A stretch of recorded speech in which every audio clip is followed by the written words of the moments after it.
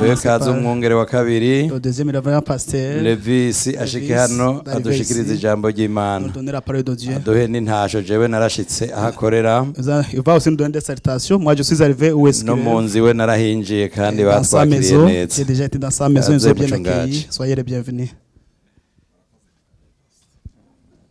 na Pasteur Jean-Marie Pasteur acamufasha Jean-Marie, il va traduire. amusobanurire ashire mu gifaransa Il va mettre en français.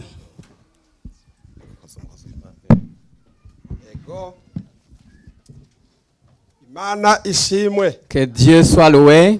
Tugora amaboko duha Imana icubahiro. Lève les mains pour glorifier notre Dieu. Haleluya. Alléluia. None rero Imana igira neza. Dieu fait du bien. Kandi Imana itegura integuro ikomeye Et cyane. Dieu fait une grande préparation. Jewe nanezerewe cyane. Moi, j'ai été très content. Gusa nagerageje kunyigisha umunezero. J'ai juste calmé ma joie. Kuko ahaturekuye Parce que si on laissait éclater la joie, byaba ibintu bikomeye ça cyane. devrait être des choses extraordinaires. Ikintu cambere canejereje La première chose qui m'a plu, nuko Imana yanyemereye ngo nshike hano. c'est que Dieu m'a permis d'arriver jusqu'ici. Hanyuma ikigira kabiri La deuxième chose, twaje kuraba umuvyeyi nous sommes venus rendre visite notre parent. kandi uyu muvyeyi wacu hano Et notre parent ici, burya turamusangiye nous le partageons. ahubwo muravye neza twebwe twahava tumutwara hari iwacu Mais muri si vous le Florida voyez bien, on allait l'amener chez nous en Floride. murakomeza mumuzigame cane Continuez à le garder. kuko twebwe mu rundi ruhande dushobora kuvuga tuti Parce que twarabatije nous, de l'autre côté, nous pouvons dire que nous vous avons juste donné pour un moment. hanyuma igituma mvuga uko Pourquoi je dis ça? jewe ubwanje n'umuryango Personnellement, il est dans ma famille. hanyuma kandi n'umuvyeyi mu buryo bw'impwemu Et deuxièmement, c'est un paraspirituel. kandi dusangiye ububwiriza bita gahama. Et nous venons tous de Gahama, de la mission de urumva Gahama. rero yuko aha nisanze Je suis chez moi. haleluya Alléluia. hanyuma mbega abanyagahama hano murimwo Est-ce qu'il y en a qui viennent de Gahama? mugahora amaboko bava mu gahama Levez les mains ceux qui viennent de Gahama. hanyuma rero jewe mva hariya misiyoni y'ikiremba Moi, je viens de la mission de Kiremba, mu bwiriza gahama dans la kandi paroisse de Gahama. ejo bundi turangije igikorane Bujumbura Et après la croisade à Bujumbura, twaciye ku misiyoni y'ikiremba batwakira neza nous kuko ni sommes muhira passés à Kiremba. Ils nous ont bien accueillis car c'est chez nous. mbere narahize umwaka wa nyuma primaire Et d'ailleurs, j'ai fait ma dernière année de primaire hanyuma là-bas. tuca tuja mu gahama Et puis nous nous sommes rendus à Gahama. hari ku munsi wa kane C'était le jeudi. baca bavuga bati ntitwogenda tutaramukanije Et on a dit, on ne peut pas partir sans dire bonjour. baca barakoranya ishengero Ils ont assemblé toute l'église. nongera kubona amakuru yo mu gahama Et j'ai vu encore la nouvelle de mu Gahama. gahama iwacu Chez nous à Gahama. haleluya Alléluia. hama rero igihugu c'uburundi ndagikunda J'aime le pays du Burundi, ariko ndamaze imyaka myinshi ndakivuyemo mais ça fait longtemps que j'ai quitté le Burundi. haraburamo imyaka ibiri gusa kwiza imyaka Il mirongo manque itatu seulement 2 ans pour avoir 30 ans. mugabo turacavuga ikirundi Mais nous parlons toujours le kandi Burundi. turacafise imico y'ikirundi Et nous avons toujours la culture burundaise. imana ishimwe cyane Que Dieu soit loué. twaciye mu bihugu bitari bike hariya muri Nous afurika avons passé par beaucoup de pays en Afrique, ariko aho twamaze ibihe ni mu gihugu cya afurika y'epfo mais c'est surtout en Afrique du Sud où nous avons passé hariya longtemps. niho twubatse igikorwa c'imana C'est là où nous avons bâti l'œuvre de Dieu. hanyuma abatama nabo baraza badukorera mu ngata turabandanya Et les parents sont venus nous remplacer et nous sommes continués. Nous avons continué. none rero muri amerika turahamaze imyaka 14 Ça fait 14 ans que nous sommes aux États-Unis. niho tuko turakorera imana C'est là où nous servons le Seigneur. hariya muri florida En Floride,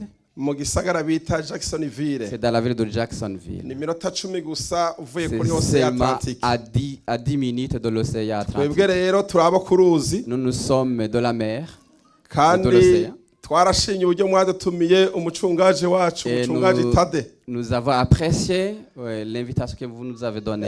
madame wanje yaramucumbiye ubugari bw'ibigori Mon épouse a préparé la pâte de maïs pour le pasteur Tadé.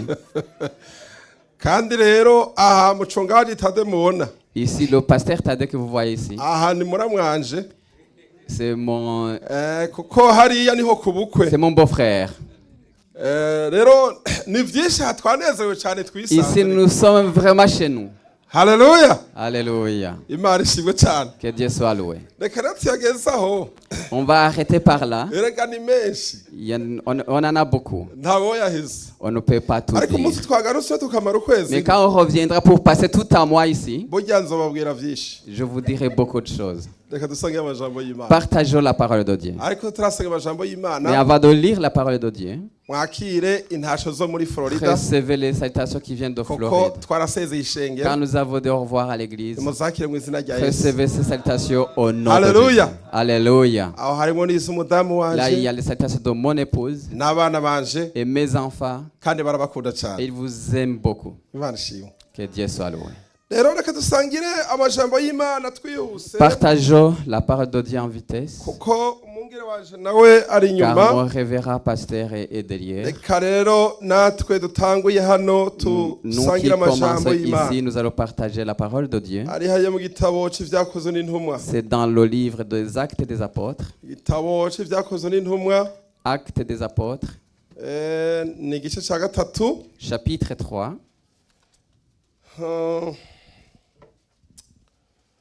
kuva ku murongo wa mbere à partir du premier verset. turageza ku murongo w'icenda. Nous allons aller jusqu'au verset 9. Ivyakozwe n'ibice gatatu Actes chapitre 3, umurongo wa mbere verset 1 kugeza ku murongo w'icenda. jusqu'au verset 9. Reka dusome amajambo y'Imana. Lisons la parole de Dieu. Petero na Yohana bakiza ikibuga. Petero na Yohana bariko baraduga baja mu rusengero mu gihe cyo gusenga nico saha y'icenda.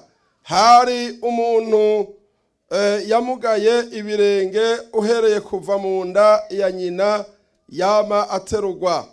Bakamushira ku irembo ry'urusengero ryitwa ryiza uko bukeye kugira ngo asege abinjira mu rusengero.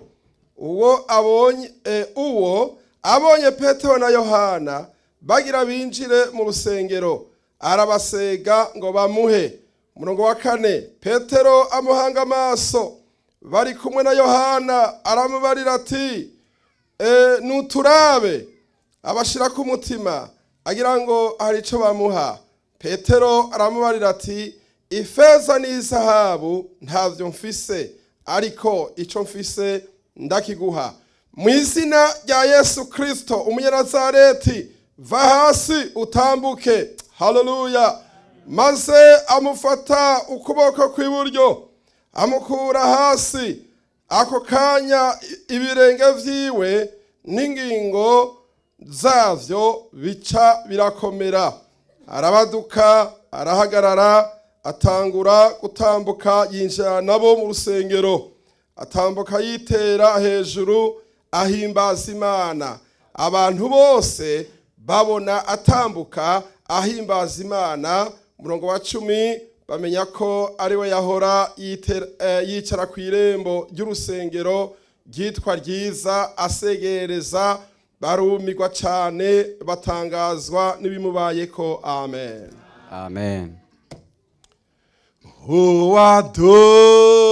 Uwadupfiriye kera araza ari mu bicu. Umwamara manuka hananabera abiwesinzi. Mushime tumushime Tumushime, tumushime tumushime, tumushime tumushime, umuki zaragaruka. Imana ikomeze kubana Que natwe. Dieu continue à être avec nous. Nari numvaga twari gusenga kandi Je sentais qu'on allait prier ariko encore. ntasanga umwanya uratujanye. Mais le temps est déjà passé. Ariko mpwemu yera Mais aradusengera. le Saint-Esprit intercède pour nous. Imana ni nziza. Dieu est bon. none rero muri urugendo rwanje Dans mon voyage, nakomeje gutekereza imbere y'Imana j'ai réfléchi devant Dieu kandi nitegurira urugendo. et je me suis préparé pour le voyage. Hanyuma rero nca numva mu mutima wanje ijambo, Et j'ai entendu dans mon cœur une ariko parole. numva arakajwi kongorera muri C'était jewe. une voix qui Kandi disait dans mon iyo ndiko cœur. ndasenga Imana, Et quand je prie, nifuza ijambo ry'Imana tuzogana n'ubwoko bw'Imana. je cherchais un message que je partageais avec l'ensemble de Dieu. Mara igihe Ça faisait un moment. kugira ngo numve icyo Imana yashira muri jewe. Pour que je puisse savoir ce que Dieu mettait Ama dans rero mon cœur. nama nkunda kubwira Imana nti Mana, Je dis au Dieu, ntumpe ibyo mbwira abantu gusa que tu ne me donnes pas ce que je vais donner jewe aux hommes, bitabanje kunyubaka. sans que ça m'instruise moi Mbanza personnellement. rero nkarya. Je dois d'abord Mu goûter. Kirundi baravuga ngo nta mucumbi yagize nte. En Kirundi, on dit que Yabwiye celui qui imye. prépare la pâte doit d'abord Hama goûter. rero nkarya Moi, je mange ngahaga. et puis je suis Iyo rassasié. ntarahaga Avant d'être rassasié, ntabwo mvuga ubutumwa. je ne donne pas le message. Ariko iyo amaze guhaga Mais quand je suis rassasié, jewe ntaza gutanga ku byo nasigaje. je vais donner sur ce qui me reste. Reka ndabahe rero ku Je byo vais naje vous nariye offrir ce que moi aussi j'ai mangé muri iyi minsi mbere yuko en tuza. ces jours avant de venir ici. N'iri jambo rivuga ngo C'est ça le message qui dit twinjire cyane entrons tugerere kure et allons jusque loin mu migisha dans les y'iby'impwemu. bénédictions spirituelles. Twinjire cyane Entrons tugerere kure et installons plus loin mu migisha dans les bénédictions y'iby'impwemu. spirituelles. Amen. Amen. Ega naho twasenga twarangije. Même si on pouvait prier, Ega naho watwara. C'est déjà assez. Rirakwiye. c'est déjà assez. Ariko mu majambo menshi tugiye kuvuga hano, Mais dans les paroles que nous allons parler ici, naho yose utoshobora kuyafata. même si tu ne pouvais pas tout garder, Utoshobora kuyabika mu mutima wawe. même si tu ne pouvais pas tout garder, Kumubika iri jambo. garde seulement cette parole. Hano muri aya majambo y'Imana tuheje gusoma, Dans toute la parole de Dieu que nous avons lue, twabonye ingene Petero na Yohana nous avons vu comment Pierre et Jean Imana yabakoresha igitangaza. les a fait faire un miracle Ikimuga ngo en kiramuguruka boiteux, a kandi marché gitangura kugenda. et a commencé à marcher. Ibi rero Ici, ceci Imana yakoresheje Petero na que Yohana Dieu a fait à travers Pierre et Jean, ni imigisha c'est y'ivy'impwemu. les bénédictions spirituelles. Imana ishimwe. Que Dieu soit loué. Imigisha Les y'ivy'impwemu. bénédictions spirituelles. Nagomba kubwira Je yuko voudrais te dire, umuntu ashobora kugira imigisha tu peux avoir des bénédictions. ukagura Tu imodoka, peux acheter une voiture. ukagira inzu Tu peux nziza, avoir une belle maison. ukiga, Tu peux faire des études. ukavuga n'indimi Tu nyinshi. peux parler beaucoup de langues. Uko numvise hano musigaye muri Abafaransa, Comme j'ai senti ici, vous êtes devenus francophones. mukiga n'izindi ndimi Vous allez zitandukanye. apprendre d'autres langues. Ivyo ni imigisha, Ce sont des bénédictions. ariko hari imigisha iruta Mais il y a une iyindi. bénédiction qui surpasse toute autre chose. Imigisha iruta iyindi. Les bénédictions qui Muri surpassent les ivyo autres. bintu vyose, Dans toutes ces choses, Imana ishimwe. que Dieu soit loué. Ni imigisha y'ivy'impwemu. C'est les bénédictions spirituelles. Haleluya. Alléluia. Ndabifurije shengero Je vous ry'Imana. souhaite l'assemblée de Dieu. Ndabifurije abakozi Je vous b'Imana souhaite les serviteurs de Dieu ngo twongere twinjire d'entrer encore kandi tuvogere. et de pénétrer. Icyo ni Kirundi nyirango. Ça, Sinzi ga yemwe. c'est dit Kirundi. Tugere kure cyane. Allons jusque très loin. Tugende urugendo Faisons un long voyage. rurerure cyane. Un très long voyage. Nko mu buryo bw'impwemu. Un voyage Kugira ngo spirituel. tube mu migisha Pour que nous soyons dans les bénédictions y'ivy'impwemu. spirituelles. Haleluya. Alléluia. Hanyuma rero uyu Petero rero So Pierre na Yohana et Jean, vyari ibihe c'était des moments. bari mu bihe vy'imigisha y'ivy'impwemu. Ils étaient dans des bénédictions Ibi spirituelles. vyari ibihe bitandukanye n'ibihe C'était des babayemo. moments différents des moments où qu'ils avaient vécu avant. Vyari bitandukanye na cagiye yihakana C'était Yesu. différent des moments où ils reniaient Iki Jésus. cari ikindi gihe C'était un autre moment, gitandukanye na kiriya. différent de l'autre. Kuko bari Quand bahejeje ils avaient fini, kubatizwa muri mpwemu yera. ils venaient d'être baptisés dans le Saint-Esprit. Haleluya. Alléluia. Bari bahejeje guhabwa wa Ils venaient mugisha de recevoir la wo bénédiction, kubatizwa muri mpwemu d'être yera. baptisés dans le Saint-Esprit. Buzuye ubundi Ils bushobozi étaient pleins d'une autre force. kandi bashize ubwoba. Ils n'avaient plus peur. Igihe babatizwa muri mpwemu Quand yera ils étaient baptisés dans le petero Saint-Esprit, ahagararanye Pierre se tenait ngo n'abandi 11 avec les 11. abwira abayuda Il s'est adressé aux Juifs ashize ubwoba sans crainte. atume ndababwire Je vais vous dire ibi mubonye ce que vous avez vu. ibi Ce mubonye que vous avez vu. n'imigisha C'est les y'ivy'impwemu bénédictions ibi spirituelles.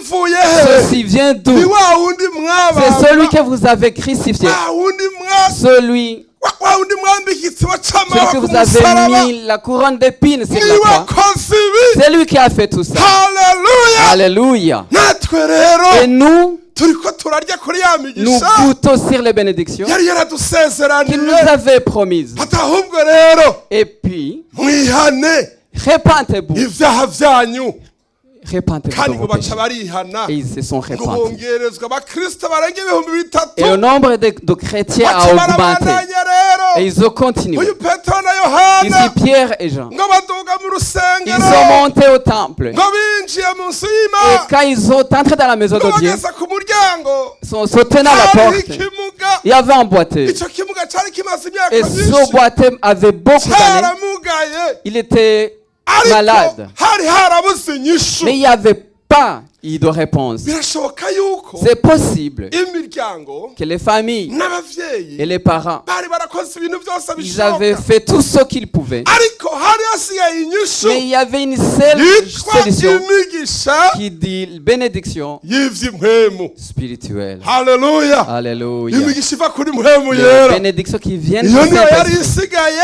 C'est ça qui reste kugira ngo haboneke inyishu pour qu'il y ait une solution. iruta izindi nyishu Une zose solution qui dépasse toutes kuko les autres. n'ubundi nta nyishu yari Car il yarabayeho n'y avait même pas de solution. ico kimuga cari ngaho Ce boiteux était toujours là. naco nyine cari carihevye Lui aussi, il avait cari désespéré. carihebuye Il désespérait. n'abavyeyi bari Et ses barihebuye parents aussi avaient n'ababanyi désespéré. bari Les barihebuye voisins aussi. ariko rero Mais igihe kirashika un moment est venu. ngo bamushira kw'irembo On l'a placé à la porte. ngo baregereza On l'a rapproché. aho petero na yohana bari buce Là où Pierre et Jean allaient passer. bati kumbe nabo nyene ndiho buri co bari Peut-être butange eux aussi peuvent donner quelque abantu chose. kandi nabo barirenganira Et les gens passaient. ariko ngo kibabonye Et quand le boiteux a vu ngo Pierre et kigira Jean, amatsiko il a été curieux. kiti aba bantu ko ari abashitsi Ces gens, comme ce sont des abantu visiteurs, bwa mbere ndabumva comme c'est la première fois que je les ntibabura vois, n'ico bampa ils pourraient me donner quelque ngo chose. gitega amaboko Il a tendu les mains. ariko petero na Et yohana Pierre et Jean, ngo petero amwitegereje Pierre l'a regardé. aravuga ati wewe Il a mugabo dit, oh, homme, nundabe neza regardez-moi. ngo kimuhanga amaso Il l'a fixé. ngo Il l'a fixé. kiramuraba Il l'a fixé. hanyuma rero petero Et puis Pierre, ati aravuga ati umve rero Pierre a dit, écoutez, jewe nta feza moi, je n'izahabu n'ai mfise ni or ni argent, ariko icyo mfise mais ce ndakiguha que je mu te le izina donne. rya yesu Au nom de Jésus, umunyanazareti Jésus de Nazareth, haguruka lève-toi. haleluya Alléluia. ngo gica kirahaguruka Le boiteux s'est levé, ngo kirabaduka s'est levé gitangura et a kwirukana commencé à courir. ahawe ngo yinjira nabo Et puis il est entré avec les mu autres rusengero dans le temple. ngo abantu baratangara Les gens ont étonné babonye ibibaye quand ils ont vu ce qui s'est passé. iyo rero ni imigisha y'ivy'impwemu C'est les bénédictions spirituelles. imana idufashe cyane Que Dieu nous aide. dukwiye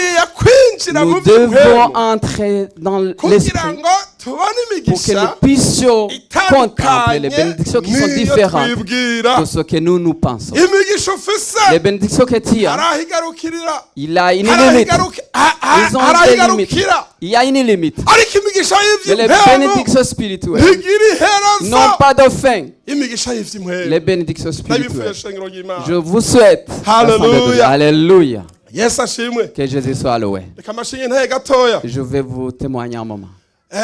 ariko intangi ngiye kubabwira Le témoignage que je vais vous donner, ni iy'akanya gato c'est pour un petit jewe moment. nafise umwana w'ikimuga Moi, j'ai un enfant qui afite est, imyaka 22 qui est infirme. Il a 22 ans. ntagenda Il ne marche pas. ntavuga Il ne parle pas. ntahaguruka Il ne se lève pas. ntaco akora Il ne fait rien. tumufashiriza byose On ngaho l'aide sur place. ariko ntabwo tuba turiganye Mais on ne se plaint pas. ivyo kwiganyira vyaraheze Les plaintes sont ahubwo finies. turi mu mashimwe Mais aujourd'hui, nous sommes dans les Hallelujah. louanges. Alléluia. hanyuma rero mpora nti Je dis parfois, ikintu cose chaque gishoboka chose qui est possible, ni nimba ari ibintu bishoboka byose S'il y a des twokora choses qu'on pouvait faire, abavyeyi twobikora nous les parents, on le fait. ariko hari ikintu Mais il y a tudashoboye quelque chose qu'on ne peut pas. ni ugukiza uyu mwana C'est de guérir l'enfant. ariko usanga n'abaganga nabo Mais les médecins aussi. umuganga wa nyuma yambwiye ati Le dernier médecin m'a dit, aha twebwe aho ici, tugejeje nous, naha là où nous pouvons faire, c'est jusqu'ici. genda usenge Allez, ibisigaye va prier le reste. urumva ko n'abisi rero Vous voyez que les gens du monde, barazi yuko ils savent hari ahandi qu'il y hantu a un autre endroit dushobora kuronka que inyishu nous pouvons trouver la solution. itandukanye Une réponse qui est n'ahandi différente hantu twibwira ko de twazikura là où nous pensions à trouver notre réponse. imana idukomeze cyane Que ishengero Dieu ry'imana nous aide. dukwiye kwifuza Nous cyane devons souhaiter kwinjira mu migisha entrer dans les yo mu bénédictions buryo bw'impemu de façon aho niho spirituelle. tuzoronka inyishu C'est là où nous yuzuye verrons une réponse complète. imana ishimwe Que Dieu soit loué. ugwaruka nabonye ugwaruka J'ai hano vu les jeunes ici kandi nanezerewe et j'ai cyane été très content. yemwe mwagwaruka Oh jeunes, yemwe mw'abantu mukiri bato vous qui êtes encore jeunes, birashika ko muhanze c'est amaso possible que vous fixez ibisagara vyo muri Canada les villes canadiennes. kandi nasanzemo ahantu heza Et c'est vraiment un bel endroit. muri Montreal n'ahantu heza À cyane Montréal, c'est vraiment un bel endroit. mufise ibintu Vous biyagayaga avez des biyagayaga choses bruyantes. ariko biraboneka yuko Ça se voit que iki gihe tugezemo le moment dans lequel nous nous ntabwo trouvons, satani ashaka ko Satan ne veut pas que turaba ivy'impwemu nous fixons les choses ahubwo spirituelles. atwereka Mais il nous montre ibi ce bikayangana qui brille. erega kiriya kibuga naco Vous voyez le terrain. burya cahanga amaso abakozi b'imana Et à le boiter kibasa fixer les yuko serviteurs bari de mu Dieu. gihe amafaranga Il croyait avoir de niko l'argent. rero hano muri iki gihe C'est tugezemo ici le moment dans lequel nous, cyane cyane ibihugu sur tous ces pays, abantu hariho ibintu byinshi turangariyemo nous fixons beaucoup de hariho choses. ibintu byinshi dusamariyemo Nous regardons beaucoup ariko de choses. ivyo nta nyishu Mais il n'y irimo a pas de réponse. ahubwo hari inyishu Mais il y a une réponse mu migisha y'ivy'impwemu dans les choses spirituelles, dans les ndakwifurije bénédictions mwene spirituelles. data Je te souhaite, frère, imana ni nziza Dieu est beau. ariko hari ibintu bibiri bikomeye Mais il y a cyane des choses importantes ugomba kwitwararika que tu dois kugira avoir ngo cœur winjire mu migisha pour que tu y'ivy'impwemu puisses pénétrer dans les choses spirituelles. icambere La première chose, ni ugukizwa neza c'est d'être bien repenti. ukihana Et tu dois te ukatura repentir. ivyaha Tu dois confesser tes péchés. iki ni ikintu ca mbere C'est la première chose kikwinjiza mu migisha qui va te propulser vers les bénédictions spirituelles. ugakizwa kuri kanini Tu dois te Ugakizwa confesser sur le grand chose gatoya et sur la petite chose. twa tuntu Ce usuzugura que tu négliges, twa turi duto duto ce qui est petit. ugomba gukizwa Si tu veux vraiment être sauvé ukagerayo et que tu puisses entrer ukagera dans ku les musaraba et que tu puisses arriver à la croix. kera tugiye ku À ishuri l'époque, quand on allait à l'école, iyo twacerewe quand on était en retard, ngiye kwiga hariya primaire mu quand gahama j'étais à l'école primaire à hariho Gahama, umugazo twajabuka il y avait un ravet qu'on amara ko traversait. twatinye tuti mwarimu ahava ari aba baje biyuhagiye neza Parce que le maître va vérifier ceux qui se sont bien lavés. utubutura On se mettait des ubwo kilotes rero ugaca ufukama mu mugazo et puis tu t'agenouillais dans le ravet. ugaca uvuga uti aha ndabirangije Et là, j'ai fini. ugaca wirukanga Et puis tu courais. ariko kubera ko utafashe akayenga Mais winyukure parce que tu n'as pas pris le temps de bien te laver, amazi hajya yagarukira là où arrivait l'eau, yaca aca umurongo l'eau traçait une ligne. ama rero dutonze rero Et puis umurongo quand on était sur la ligne, mwarimu agaca agendera nawe l'enseignant regardait. ngoma n'aba bana baje Je biyuhagiye vais neza regarder les enfants qui se sont aho bien ukavuga lavés. uti wa mugazo Et napfukamyemo moi, je me suis ndazi agenouillé ko dans le byose ravet. neza harya Je me suis bien lavé. icyo mwarimu ari bubone Il ne va rien mwarimu trouver. agaca aturuka inyuma Et puis il passait agaca par abona derrière. ahantu amazi Il yagarukiye regardait là où l'eau est arrivée. kubera ko nta mwanya wari ufise wo Mais parce que tu n'as kwinyukura pas pris le temps de bien te laver, agaca gukubita agakoni rero il te frappait. niko muri iriba rya yesu C'est kirisito dans la même face, dans cette source de Jésus. tugomba kwinjiramo Nous devons twese entrer complètement. Tu ukinjiramo dois entrer n'agashatsi kose et jusqu'aux cheveux. Et kakinjiramo que tous les cheveux soient entrés. haleluya Alléluia. ukizwa kizwa Celui qui est hose sauvé doit être sauvé de tout. hatasigaza Il inyuma ne reste rien. ubu nibwo butumwa bwiza C'est ça la bonne nouvelle que twagendanye nous avons iyi apporté myaka yose dans nababwiye toutes ces années que je vous ai dit. kandi ntabwo twabushyira hasi On ne peut pas le déposer par namba na terre. gatoya Que ce soit un haleluya petit moment. Alléluia. iyo umuntu Quand akijijwe un homme est sauvé, iyo umuntu yihanye quand on est repenti akatura et qu'il a ibyaha confessé ses péchés, ntabwo igihugu Et ce n'est pas le pays. kiduhindura Le pays ne nous change pas. imico y'igihugu La culture du pays, iduhindura. ça ne nous change pas. Pawulo aravuga ngo Paul a dit, agakiza wakiriye le salut que tu as reçu, abari kugumya garde-le kandi ntuhinduke. et ne change pas. Haleluya. Alléluia. N'abakozi b'Imana Les serviteurs de Dieu, nkunze kubabwira nti je leur dis, igihe utanguza ishengero quand tu commences une église, uritangurire hajya hasi nyene, commence par le premier kubera fondement. ko mu kinyarwanda baraca umugani ngo En Kinyarwanda, on dit, umwana apfa mu iterura. l'enfant meurt quand on Iryo le jambo porte. riratahuritse sivyo ga yemwe. C'est compréhensible. Umuntu nimba ahisemo kwiga Si tu igice choisis de suivre les agomba enseignements pour le baptême, kubatizwa, tu dois être baptisé. mubwire neza agakiza wakiriye Dis-le le salut que tu as reçu, udaciye iruhande. sans passer à côté. Sishobora gutanga ivyo ntafise, Je ne peux pas donner ce que je n'ai kandi pas. igihe noguha Et si je te donnais, ivyo nakiriye nkaguha igice, si je te donnais la moitié de ce sindaguha que ivyo j'ai reçu, nakiriye vyose, si je te donnais pas tout ce que j'ai reçu, ntabwo noba ndi umukozi w'Imana je ne serais mwiza. pas un bon serviteur. Shengero ry'Imana L'assemblée de Dieu, tugomba gukizwa nous devons être sauvés. tugashikayo Et neza. nous devons entrer en profondeur. twebwe abapasitori rero Nous les pasteurs, iyo tugiye kubatiza quand nous allons baptiser, hari abantu dufata il y en a que nous prenons. tugiye kubashira mu mazi Quand on va les mettre dans l'eau, ugaca usanga hari agapande gasigaye et puis tu gatoya, constates qu'il y a une partie qui n'est pas entrée ariko dans l'eau. mu mategeko Mais uca wongera en réalité, ukamusubizamo neza tu dois le refaire. ukamwinjizamo wese. Tu dois l'entrer complètement dans l'eau. Aho niho aba yabatijwe C'est neza, de cette façon-là qu'il est bien ariko baptisé. abatizwe ugutwi gusigaye On ne peut pas baptiser, laisser une agomba oreille. kubatizwa Il doit être agashikamo. baptisé et arriver jusqu'au hama rero avuye rero agaca acika icyari mu Quand gice. il est revenu, il est une nouvelle créature. Imana ishimwe cyane. Que Dieu soit loué. Genda ufukameyo, Tu dois genda t'agenouiller. ufukame iriba ry'amaraso ya Tu dois Yesu, t'agenouiller dans la source winjire de vie de winjire Jésus. winjire. Tu dois entrer. Imana pénétrer. idufashe Que Dieu cyane. nous aide. Haleluya. Alléluia. iri jambo ry'ukwihana C'est n'ukwatura ça le message de ni repentance. ijambo rikomeye cyane, C'est un message kandi important. nagomba nibutse abantu bakiri Et je bato, devrais rappeler les jeunes, abantu bari hano muri ibi ceux qui bisagara, sont dans ces villes, umuntu ntiyisengera ku byaha, que asengerwa n'abakozi b'Imana, on ne peut ntawivura. pas confesser à lui-même Oh, yeah. devant les serviteurs de Dieu. Reka na muganga ubwiwe ntiyivura. Même le médecin Ni vyiza ne kwatura se soigne ibyaha, pas. C'est important de confesser ses péchés. ibyaha bitatuwe Les péchés non confessés, bimeze nk'izahabu yahishwe c'est comme mu de l'or butaka, qui est caché dans ikamara la terre y'imyaka ibihumbi et qui n'ibihumbi. passe des années et des Iyo années à ntishobora- l'intérieur. iyo ntishobora kubora, Il ne peut pas pourrir. niko n'icyaha kitatuwe C'est de la même façon qu'un péché non kitigera confessé kibora ngo kiveho. ne pourrit jamais. Il Kandi reste rero là. burya iyo wihanye Et quand tu y réponds, et ukatura ibyaha quand byawe, tu confesses tes péchés, burya uba usanze Yesu. tu as trouvé Jésus. Yesu rero umusanze rero, Quand tu as trouvé Jésus, hari ikindi kintu aba ategereje il y a une autre chose qui ngomba que ndakubwire. je veux te dire. Hari ijambo rikomeye cyane Il y a un message important. Pawulo yandikira abanyefeso hari ibice Car Paul gatandatu a écrit aux Éphésiens au umurongo wa chapitre 6, cumi n'umunani au verset 18. ngo dusenge ubudasiba, Prions sans cesse. dusenge ibihe byose. Prions sans cesse.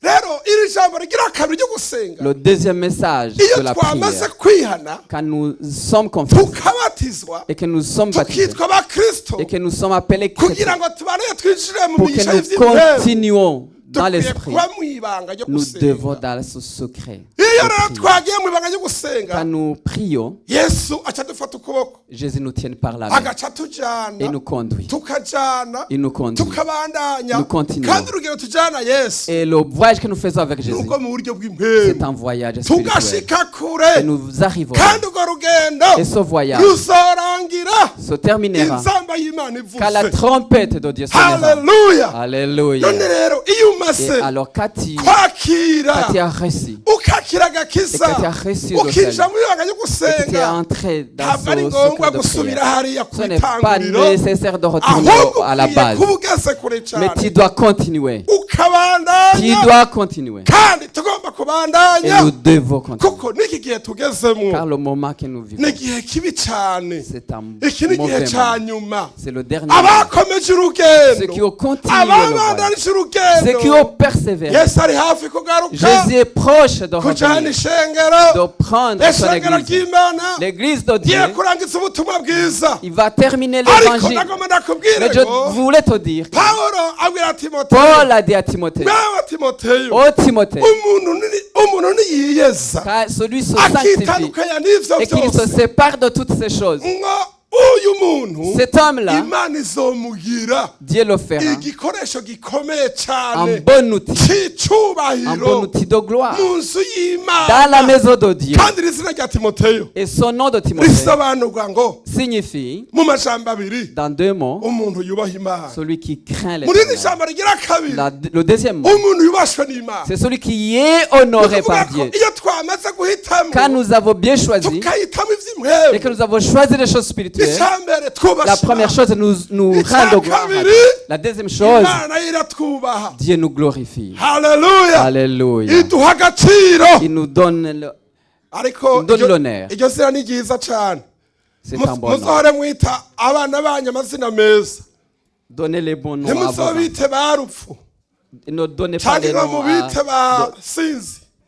ou je ne sais pas les noms que vous allez donner à vos Ariko enfants. abavyeyi bise Timoteyo, wewe Mais les Timoteyo, enfants, donnez le nom à Timothée. Oh Timothée, wewe toi, uri uwubasha Imana tu es celui qui kandi uri craint uwubashwe et tu n'Imana. es celui qui est honoré par Dieu. Iyo uri mu vy'imwemu, Quand tu es dans l'esprit, iyo ukuzi ivy'imwemu, quand tu aimes les choses spirituelles, unejereje Imana. tu plains. Imana nayo rero Et Dieu lui aussi, izoguha agaciro. il t'honorera. Imana ihabwe Que icubahiro, Dieu soit loué. izoguha Il agaciro t'honorera. kubera yuko nawe Car toi aussi, wahisemo kuyiha tu as agaciro. choisi de l'honorer. Iyo umuntu mwubashe Quand tu honores, nawe lui arakubahisha. aussi il t'honore. Yemwe shengero ry'Imana, Oh, Église de Dieu, abantu muri bino bihugu les gens de ce pays, turakwiye kwinjira mu nous vy'imwemu devons entrer dans le kuruta spirituel. ivy'umubiri. Aho niho tuzobona iyindi C'est migisha là où nous verrons d'autres bénédictions qui sont itandukanye différentes n'iyo uyu munsi waba de ufise. ce que tu peux avoir Kandi mu aujourd'hui. bibazo vyinshi Et cyane dans de nombreux burya problèmes, haba hakenewe inyishu ya nyuma. il y a une Iva dernière ku réponse Mana. qui vient de Dieu. Iyi nyishu iva ku Mana Une réponse qui vient de iruta Dieu, izindi nyishu qui zose. dépasse toutes les autres. Ahantu waba uzi inyishu, Là où tu n'as pas trouvé de Imana solution, ntakinanira. Dieu est capable. Haleluya. Alléluia. Hari umuntu ashobora kuvuga ati none Il y en a qui peuvent nasengeye dire, moi, depuis que je prie, mfise ingwara, j'ai une iyi maladie. ngwara yaranse kuvaho, Cette maladie none burya Imana yaranyumvise. part pas. Est-ce que Dieu m'a entendu? Ariko icyo ugomba kumenya ni Ce uko que tu dois savoir, Imana irishura ngo c'est que Dieu oya, répond. kandi iyo ni inyishu. Dieu répond oya et c'est la réponse. ego, kandi iyo ni Il inyishu. donne oui, Kandi c'est la ikishura réponse. ngo rindira, Ou alors il dit iyo ni attendez, inyishu. c'est aussi une réponse. Ntimwumvise ko jewe none narindiriye Vous none. n'avez pas entendu que moi j'ai attendu. Bwana sifiwe. Que Dieu soit là. Haleluya. Alléluia. Usanga ndiko ndatwenga, Je usanga ris, meze neza. je suis bien. Kandi ahantu uko nkwemu yanyemerera ndabivuga, ubundi sinkunza kubivuga cyane. Et je ne le dis pas publiquement souvent, Ariko burya mu nyishu y'Imana, mais dans la réponse de Dieu, Imana itanga. que Dieu donne. Ukiri muri vya bigeragezo, Si tu es dans les Imana iguha dans les tentations, amahoro, Dieu te donne la paix. iguha Dieu te umunezero. donne la joie. Haleluya. Alléluia. Ariko ab'isi Mais les gens du monde, iyo babuze amahoro quand ils n'ont pas la joie, la paix, baca barondera ibiyovyabwenge, ils vont chercher mbere de bamwe l'alcool, bagaca biyahura, ou alors ils vont se suicider, abandi bagaca bava ku gakiza. ou alors ils vont abandonner la Ariko foi. Imana yacu Notre ntihinduka. Dieu ne change pas. Rero nubwo inyishu Même itaraza, si la réponse n'est pas encore là, hari ikindi Imana iriko irakora. Dieu est en train de faire autre chose. Hari amahoro n'umunezero Il y a la paix et la joie. Imana yaguhaye Que Dieu t'a gutekereza, donné de Imana yaguhaye Dieu kuririmba, t'a donné de chanter. Imana yaguhaye Dieu kuyikorera, te donne de le servir. kandi ukiri muri vya Alors que tu bigeragezo. es toujours dans la Ikindi dans la Imana tentation. ikora gikomeye L'autre cyane, chose que Dieu fait, Imana ashobora kukuzigamira mu ngwara Dieu ufise. peut te garder dans la maladie dans laquelle tu es. Bamwe mwayigwariye rimwe Ceux qui sont tombés bakaba malades la première fois barapfuye, sont déjà morts. ariko wewe Mais toi, ukayirambana, tu peux durer des années. ahubwo na ba bandi bakomeye Même ceux qui sont bien portants, bakamucako ils bagataha peuvent te dépasser, peuvent mugabo partir. yangwara Mais toi, avec la même uratari maladie, kumwe tu nayo marches toujours avec kandi ubandanije et tu kubaho continues à vivre. imana Et ikakuzigamira Dieu te garde mu kigeragezo dans la tentation. kandi abandi Alors que bamaze les autres guhura déjà n'ibikomeye cyane déjà mwari rencontrent des mufise choses plus ikigeragezo graves kimwe que vous aviez la même imana tentation. rero burya tuzi Notre Dieu nous connaît. kandi hari igihe imana Et il y a un moment que Dieu, ica urubanza Dieu tranche. ikavuga iti ibintu Il va bigenda dire uku les choses vont ariko se passer comme ça. inyishu y'imana igihe cyose Mais la yama ari réponse de nziza Dieu est toujours mwene bonne. data wihangana Sois patient, mon ntihagire frère. icyakubuza Qu'il n'y ait rien imigisha y'iby'impemu qui te prive de la bénédiction ahubwo spirituelle. kizwa neza Mais sois vraiment ntiwumve ko sauvé. uhagaze neza muri yesu Sans que tu te tiennes ntiwumve ko correctement en wakiyaga Jésus. kisa neza Sois bien sauvé. hanyuma uzabona imigisha Et tu verras ihebuje les bénédictions qui s'y yo mu buryo passent. bw'impemu Les bénédictions spirituelles. amen Alléluia. wanasifiwe Alléluia. ejo we nagiye mu gahama J'ai été à Gahama ncamona intebe igira kabiri ndacayibuka et j'ai vu icyo gihe une korali chaise. santarare ziba twita ngo ni korali Les santarare chorales qu'on appelle centrales yariko iraririmba étaient en train de chanter n'akagasumari murakabona avec le clou. usigare iki muri urugendo ruca mu ijuru Qu'est-ce qui reste dans ce voyage? natwe twaba duhagaze hariya Et nous, on se tenait de l'autre côté. byari byiza kwe C'était très bon. bwana sifiwe Alléluia. hama rero ca ndibukane niciye ku ntebe igira kabiri J'étais assis à la deuxième chaise. niho naciye nusura muhemu yera C'est là où j'ai kandi aho nari été nkiri mu mashuri rempli de mato Saint-Esprit. mato rero kuba twinjiye muri ibi by'impwemu Le fait que nous sommes entrés dans les choses nta spirituelles, buhombe twabigizemo il n'y a pas de perte. nicyo gituma tuyagayaga C'est pourquoi nous nicyo brillons. gituma dusa neza C'est pourquoi nous paraissons imana très bons. ishimwe Que Dieu soit loué. ishangiro ry'imana reka tugeze ngaha L'ensemble de Dieu nous allons ariko nous arrêter par ici. ndabifurije ngo Mais je vous souhaite mwinjira mu migisha entrer dans les yo bénédictions mu buryo bw'impwemu de façon niho spirituelle. muzabona C'est de imana cette façon-là que vous verrez Dieu. mu buryo bukomeye cyane De façon Mani bahezagire. extraordinaire. Que Dieu vous bénisse. ishengero ryo muri canada L'Assemblée du Canada n'abakozi b'imana et les mwese serviteurs de Dieu, abumvise amajambo ceux qui ont entendu y'imana ce message, imana ibagiye neza que cyane Dieu vous bénisse. amen Amen.